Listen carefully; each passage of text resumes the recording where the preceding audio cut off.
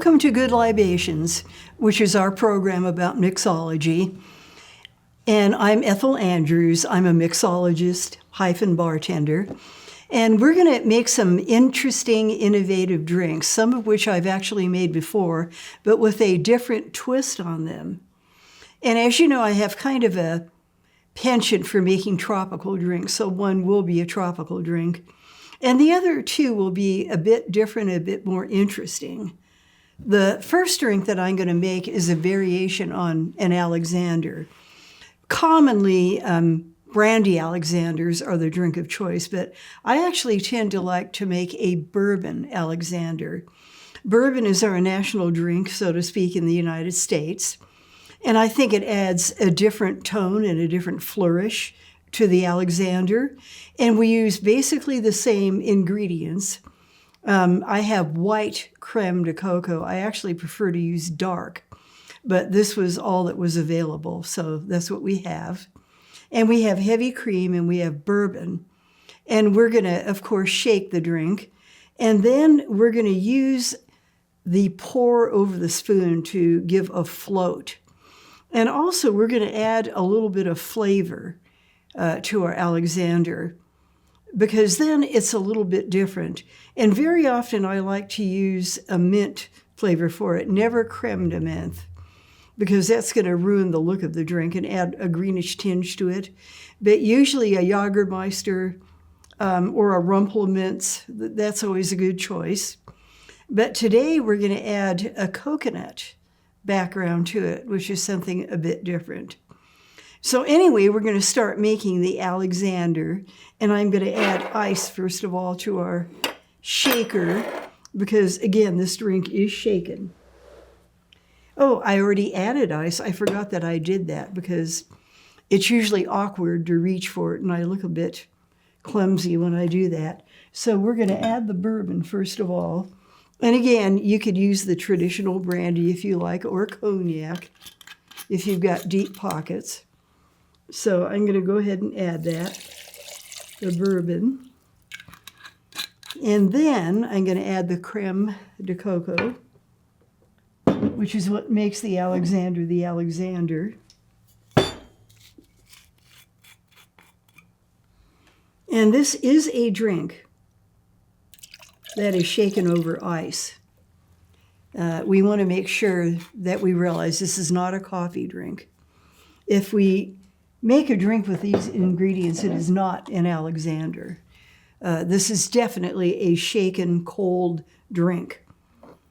So at this particular point, I'm going to add a bit of, you could add creme de coco, but in this case, I'm going to actually add a little bit of Malibu rum, which is a coconut rum. And just enough to impart a bit of flavor, but not to change the character of the Alexander. And again, I emphasize that you could also use a mint base like Rumpelminz, or Jagermeister. That works too, but not creme de menthe. So I'm going to go ahead and shake the drink now and hope the lid doesn't fly off. Okay, now I'm going to divest it in kind of an all-purpose glass. It's a old-fashioned glass. And you can either serve it in a martini glass, a glass that resembles a margarita glass will work, but you could also use the old-fashioned glass here.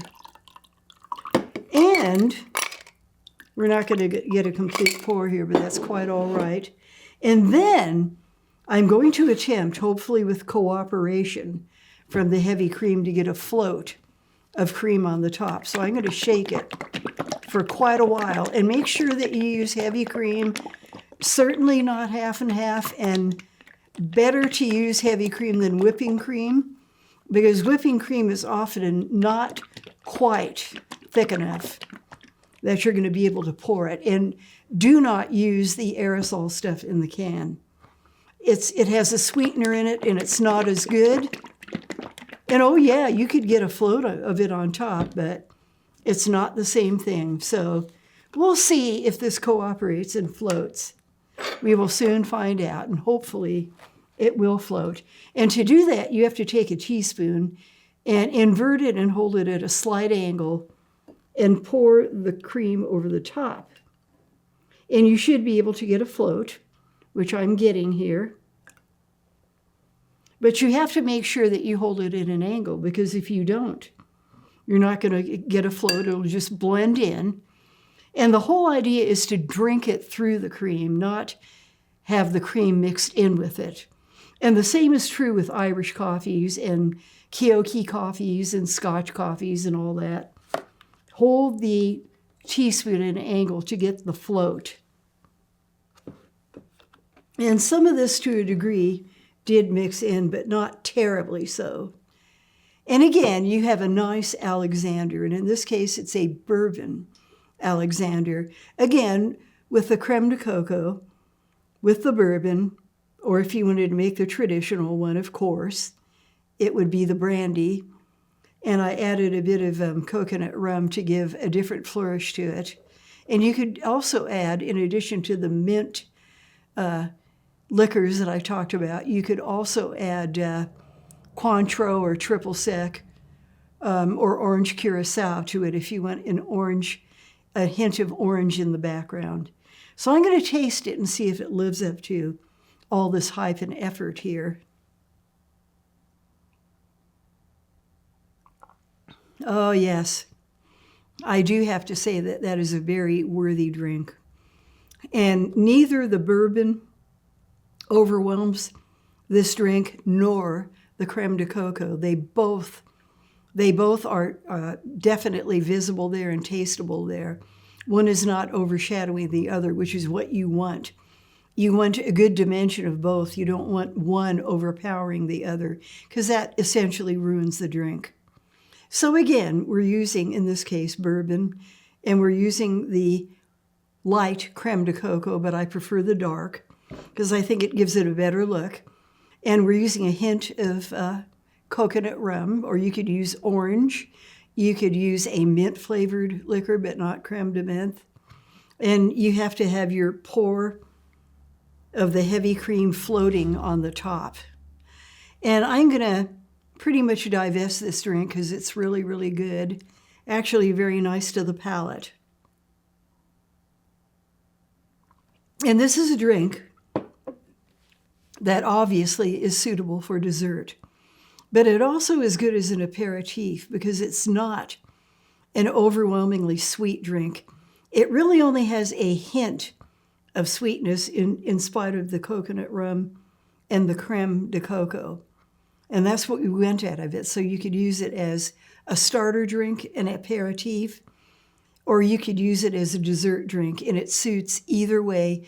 And it also will not obliterate or taint what you're serving with your main entree. Whether it be wine or a different cocktail or whatever, it won't ruin it.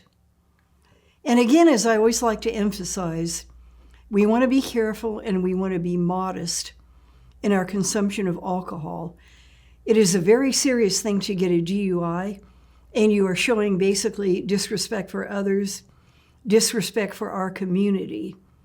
And if you know that you're going to drink more than your limit, it is really good to get a designated driver or to use Uber or Lyft or something other than driving yourself, because we want to keep our community safe and well spoken of. And again, thank you for tuning into Good Libations, our program about mixology, making craft cocktails. And my name again is Ethel Andrews. I'm a mixologist. Thank you again, and goodbye.